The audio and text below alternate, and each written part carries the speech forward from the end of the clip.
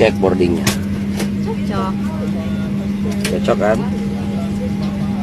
Viral sebuah video yang memperlihatkan seorang pria berjaket ojek online alias ojol naik pesawat demi mengambil pesanan pelanggannya.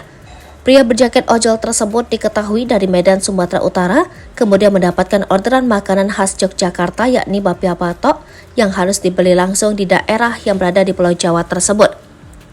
Sontak pengakuan pria berjaket ojol itu membuat pramugari pesawat tersebut heran tak percaya. Namun setelah melihat boarding pass-nya secara langsung, pramugari yang berjumlah 2 orang itu pun langsung percaya.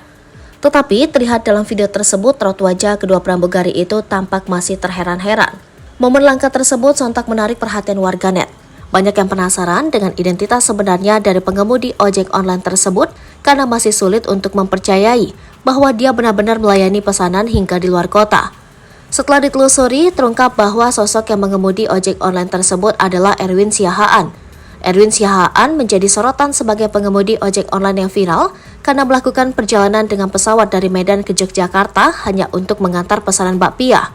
Yang mengejutkan, Erwin Siahaan ternyata adalah seorang mantan pengemudi ojek online yang saat ini menjadi anggota DPRD Kota Medan untuk periode 2019 sampai 2024.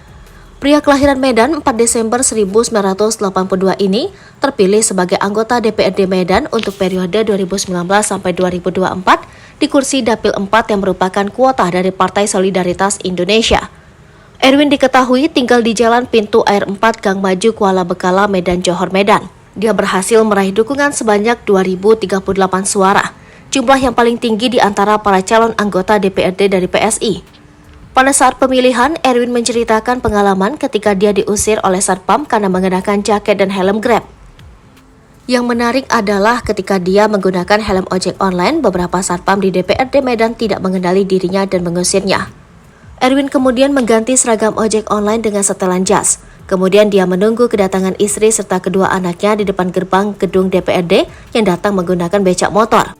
Ternyata Erwin Siahaan juga dikenal sebagai individu yang berkecukupan karena dia mewarisi uang asuransi senilai 102 juta rupiah setelah ibunya meninggal dunia.